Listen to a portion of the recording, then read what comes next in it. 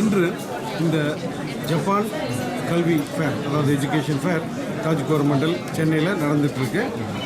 நிறைய Indian students especially from Tamil Nadu பார்த்திங்கன்னா America போகிறாங்க, சைனா போகிறாங்க, இங்கிலாந்து போகிறாங்க, யூரோப்பியன் கண்ட்ரிஸுக்கு போகிறாங்க, ரஷ்யா போகிறாங்க. ஆனால் ஜப்பானுக்கு வந்து அதிகமாக போகிறதில்ல.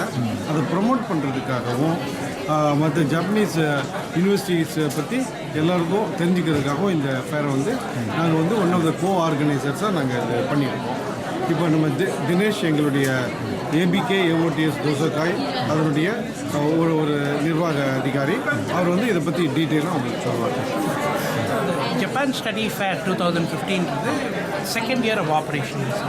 First year we had only about 4 Japanese language schools that came to promote Japanese language. In the Vati, we have got 11 people representing Japan universities and language schools in Taj Coromandel, out of which 7 of them are universities, 4 of them are the Japanese language school. All the 7 universities, and we also have as a special guest today the Consulate General of the Consulate of Japan in Chennai. Avanga side both the cultural secretary as well as the representatives from the embassy are coming here to talk to the students and give them ideas about visas, scholarships, government scholarships and everything to the students. Of the 7 universities that are here, we have University of Tokyo, which is the most prestigious amongst all universities. We've got private universities, we've got public universities. They're talking about their scholarship programs, they're talking about what it costs, they're talking about how to go and blend with the culture in Japan, and all the details are being given to the students through this fair. We have all the universities have programs in English, so you don't have to really worry about having to know the language. However, if you would want to work and reduce the cost of study in Japan, you got to be able to go outside and work in various places where knowing the Japanese language is important. And to help in that, we've got 4 Japanese language schools also who have come here so that they can help you understand the Japanese language. So you can do very many things. You can go first just learn the Japanese language and then join these universities. Or you could come to institutions like ABK AOTS, which itself teaches Japanese language, and you can go there. It gives you all information about going and studying in Japan, including experience to talk to the university professors. We've got university professors here. We have got the people from their admission department. We have got people from the consulate of Japan. We have got other governmental representatives like Ministry of Science and Technology. They have scholarships. They are talking about that. And you also have other coordinating agencies that can help you get into these colleges. So all of them are here. Last time there were 4. There were a few students from India. We went there. They were encouraged by the number of students who went there the first time around. And this year, there are larger number of people who are attending it. And they've also brought in more people from Delhi and Bangalore, because some universities have their representatives there. So hopefully, we believe that it will be a big success. We already have a hall full of students from various schools that have come here. We already have 2-3 busloads of students who have just arrived, and so it's a nice thing for people to come and get themselves acquainted with what it is means to one student. So what are the courses do you offer? So there are bachelor level courses, master's level courses, doctoral courses that are offered by these universities. The University of Tokyo, for example, which is the most prestigious, mostly offers courses in master's and the PhD level. Master's level courses are 2 years, PhD level courses are 4 to 5 years, depending upon what field of study you take. Undergraduate courses, like anywhere else, like US or Canada, is the 4-year program. And most of the students in Japan, the Japanese themselves, I'm told less than 30% of them enroll in science and engineering based programs. And with the dwindling Japanese population, they are finding it extremely difficult to get students with science and engineering backgrounds. And what we are heavily promoting here is to try to tap into the undergrad students who have studied science and engineering to go ahead and do their master's and PhD, as well as high school students who are interested to go and pursue education in science and engineering. When I say science and engineering, it could be biology, it could be physics, it could be chemistry, it could be in any field of science.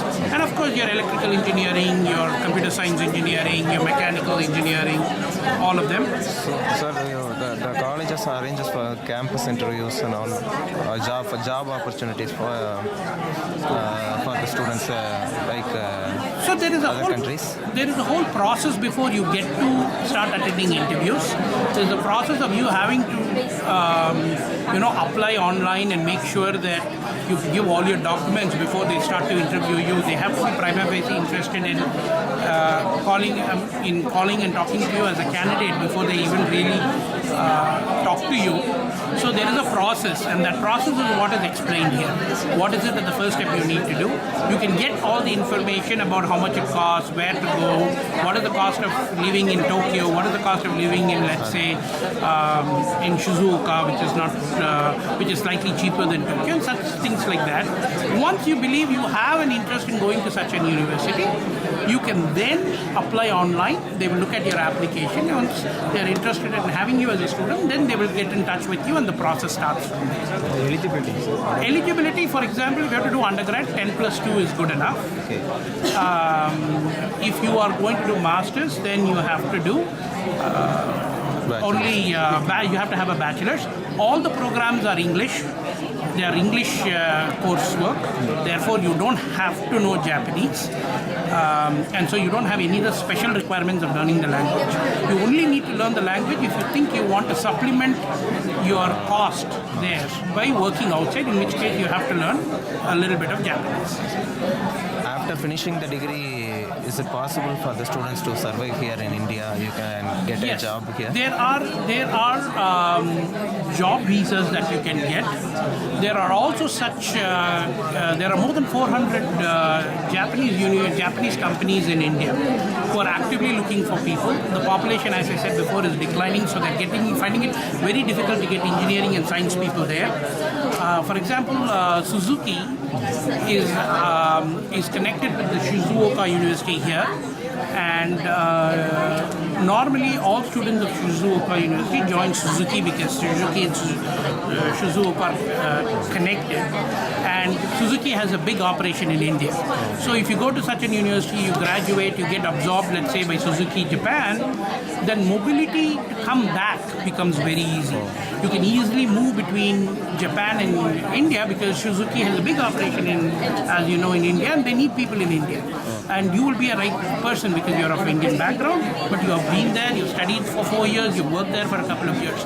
So they love the fact that you become highly mobile moving between Japan and India, and so they take it. So job opportunities are tremendously increasing. As I said, we have more than 400 companies here. Gujarat is also increasing in terms of Japanese company presence. So there's a lot of opportunities, a lot of things to explore. So after studying, if you want to come back, there are opportunities. You want to be there for a couple of years, then come back, there are opportunities, all kinds of opportunities. So the 400 companies have direct tie-up with colleges, universities? Either they have their own operations here, or they have a local tie-up here, or they have some kind of a very strong presence here, and therefore are very actively looking for somebody or the other So to join them. they will give first preference to the students who are qualified in those universities. Always companies prefer people who understand their culture and their way of working, along with having to work in Indian situations. Indian culture is different and Japanese culture is different. If you are somebody who can be the bridge between Japanese people and Indian people, then you get obviously the priority. Therefore, being there, knowing the Japanese language, working there for a couple of years, understanding them, and then coming back here has a lot of value for you. Any entrance exam or eligibility test? There are some if you're looking for scholarship requirements, then yes, you have to. If not, they will take a look at your CBSE marks or your matriculation marks, and then the university will talk to you and will tell you as to what they want in terms of joining. If they are government scholarships, then yes, there is a standardized process, and then that is being explained by the consulate here in Chennai. So, but the fee structure will change for each university, maybe because of its. Yes, normally the government universities are the less expensive universities. The private universities are slightly more. We have Waseda University, we have Ritsumaikan universities. Even though they are private, they've been there for a long time. They are slightly more expensive, about $5,000 to $10,000 more than the normal $10,000 more than the normal government universities. The cost of living also affects. The cost of living also affects where you want to go and where you want to work, but that it doesn't matter which university you go to. The cost of living only will matter to which city you go to. So if you go to a University of Tokyo, obviously you have to pay a lot Since more to it's a live in capital. Tokyo. If you want to go outside Tokyo, then obviously it will be cheaper. There are both in-campus housing and out-of-campus housing. Out-of-campus housing is slightly more expensive than in-campus housing, and therefore, depending on what suits your budget and how you feel comfortable, you can go there.